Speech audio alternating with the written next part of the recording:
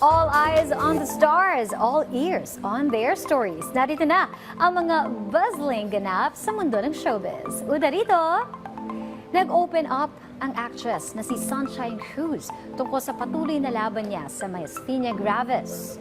Umabot pa sa punto na kinailangan niyang tumanggi sa dalawang acting projects.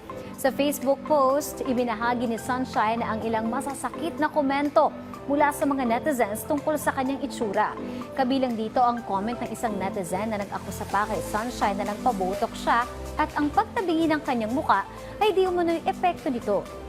Agad namang itinanggi ng aktres ang paratang at iginiit niya na ang sakit niya ang tunay na dahilan.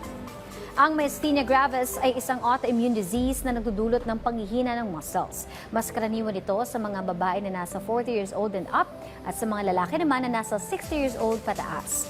Wala pang lunas dito pero may mga treatment na nakakatulong para makontrol ang sintomas. Sa pagdiriwang ng Women's Month, ipinaalala ng aktres na mas mabuting i-uplift ang kapwa babae kaysa magbaba ng kanyang kumpiyansa at ng ibang tao. Sa ngayon, nakatutok si Sunshine sa pagpapabuti ng kanyang kalusugan.